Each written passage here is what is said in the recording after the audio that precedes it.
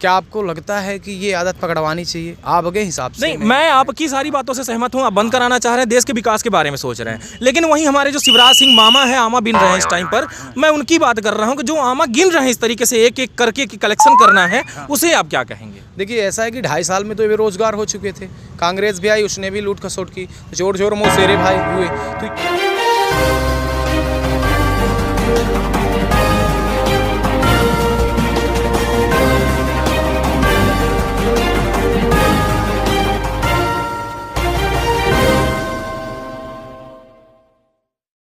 नमस्कार, आप देख रहे हैं तरंग 24 न्यूज़ और मैं रवि कुमार पांडे आप लोगों के साथ कलेक्ट्रेट परिसर के अंदर खड़ा हूं इस टाइम पर। जो आप लोगों को देखने को मिलेगा कि हमारे पीछे कलेक्ट्रेट करुणा भवन दिखाई दे रहा, और कलेक्ट्रेट परिसर करुणा भवन के सामने करुणादायक यहां पर खड़े हैं, जो लोगों के बारे में काफ़ी चिंता करते हैं। हमारे साथ खड़े हैं विवेक पांडे जी, और ये एक आज फिर से कोई मुद्दा और बड़ा मुद्दा लेकर आए होंगे यहाँ पर। वो तो मैं जानता ही नहीं, इनसे पूछने के बाद पता चलेगा कि मुद्दा क्या है।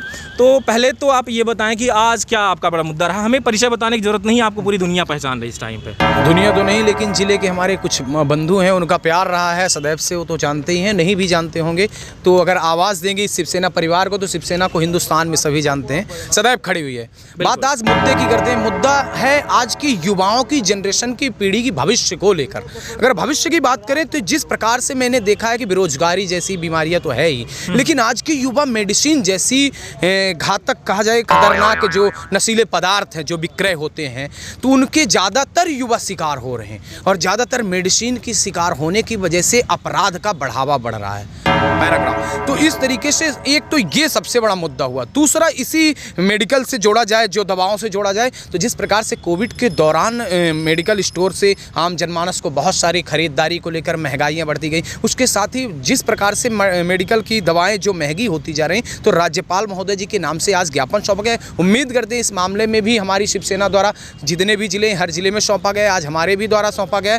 और मेन बेसिक चीज़ है हमारे जिले की मेन सबसे बड़ी टॉपिक थी कि मैंने देखा एक मेडिकल स्टोर नहीं, सीधी कि मैं ऐसे कई मेडिकल को मैं जानता हूँ, मेरी जानकारी के आधार पर मैंने देखा है कि जहाँ कई बार प्रशासन ने कोशिश की कार्रवाई की, लेकिन दिखावे तक वो कार्रवाई रही। अरे भैया, आप छोटा सा मेडिकल का कहते हैं ना, वो कोरिक्शियों को आपने पकड़ा, 1 पेटी 2 पेटी पकड़ के वो कार्रवाई, तो ये समस्याओं का समाधान नहीं है।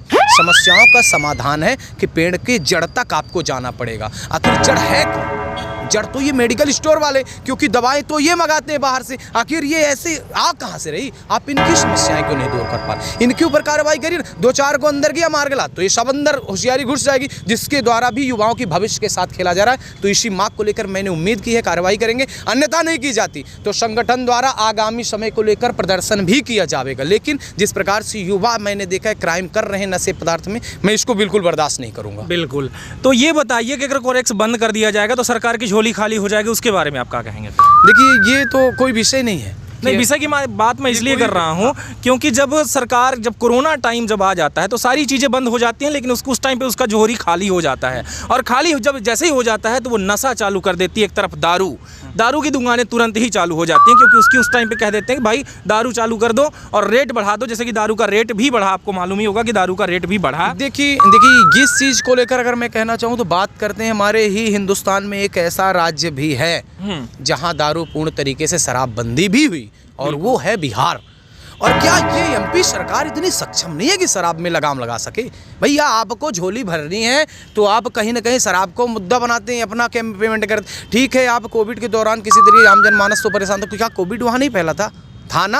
बिल्कुल। क्या शराब कोई सोल्यूशन है समस्याओं का दूर करना? तो आपको क्या लगता है शराब को क्यों शुरुआत किया गया था? सबसे पहले शराब को ही क्यों खोला गया, और कुछ और क्यों नहीं? देखिए, शराब से मैंने जहाँ तक मैंने देखा तो ये देखिए, इनकम शासन प्रशासन जो बनाया, जो सरकार सत्ता में बैठे हुए, उनका इनकम होता है कि आर्थिक स्रोत बंद हो जाता है, देश भी चलाना होता है, समाज भी चलाना होता है। तो उन्हें ये भी मालूम है कि हमारे हिंदुस्तान में ज़्यादातर ऐसे बेबड़े टाइप के लोग हैं जिन्हें शराब उनका सबसे बड़ा जरिया है, और वो आर्थिक रूप से घर का राशन लेके आए ना है, लेकिन शराब जरूर खरीदेगा। तो वो उस पैसे को निकलवाने के लिए शराब वो मुद्दा बनाते हैं और अपना जेब भरते हैं। अरे भैया, अपने जेब भरने के लिए इस देश को नर्क मत बनाइए, इस देश की आम जनमानस को नर्क में मत ढोसिए।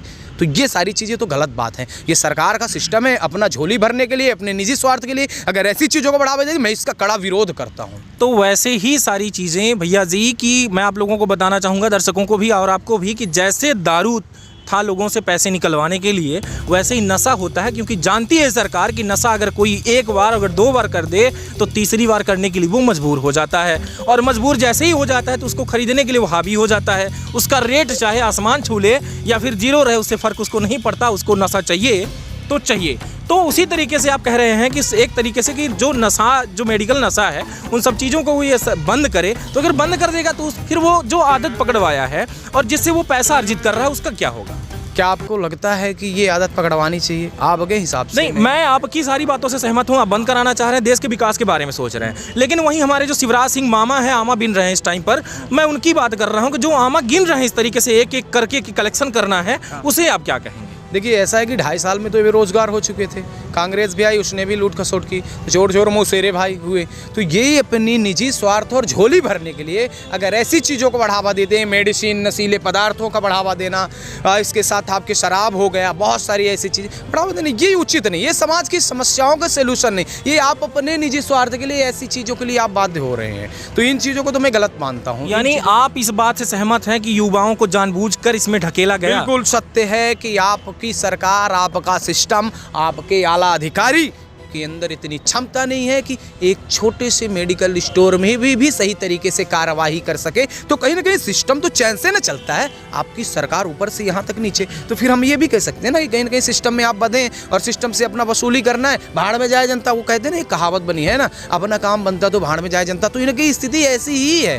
देश की समस्याओं से मतलब नहीं है, उनकी आर्थिक अपनी जेब भरना चाहिए, हमारी 7 पुश्ते पीढ़ी चलनी चाहिए, और हम जहाँ भी रहें तो हमारा राजा रजवाड़ तक चलना चाहिए। तो इनका सिस्टम निजी स्वार्थ के लिए ये समाज को सिर्फ नर्क में ढोस रहे हैं, और ये नर्क की जिम्मेदारी कहीं ना कहीं शासन सत्ता में बैठे हुए आला नेताओं की, आला अधिकारियों की होती है, जो कहीं ना कहीं उनके भी सिस्टम बंद हैं। तो अब क्या लगता है आपको कि क्या बंद करेंगे, छापा मारेंगे, एक्शन होगा या नहीं होगा? देखिए, कहा जाए तो मैं एक चीज़ मैं अपने पॉइंट को लेकर कहना चाहूँगा, जिस विषय पर मैंने दिया।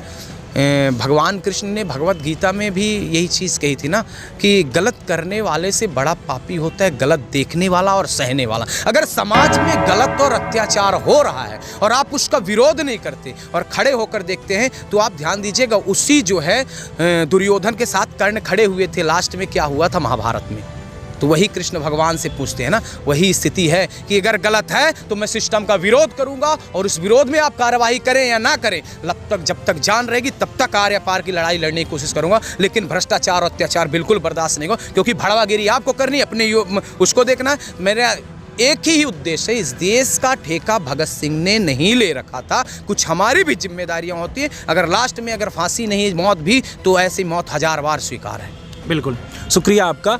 जिस तरीके से आप लोग देख रहे हैं कि इनका सिर्फ एक ही मोटिव था, जिसको लेकर के इन्होंने आज एक ज्ञापन सौंपा है कि हमारे जो युवा हैं वो एक गलत रास्ते पर चल पड़े हैं, जिनको बचाने की कोशिश है। और ये बड़ी कोशिश है, क्योंकि हमारा जिधर युवा जाता है उधर ही हमारा देश जाता है। क्योंकि युवाओं में, जैसे कि आप लोगों को पता है, कि काफ़ी ताकत है और इनमें बहुत कुछ करने की जज्बा होती है। ये आज हमारे सीधी की ये हालत हो चुकी है कि सीधी ज़िले में अगर 500 रुपये किसी भी कोरेक्स पीने वाले को अगर वो दे दिया जाए कि भाई मैं तुमको 500 रुपये दे रहा हूँ, जाकर विवेक भाई को, रवि भाई को गोली मार दो, तो आके भैया मेरे को गोली मार देगा सिर्फ 500 रुपये के लिए।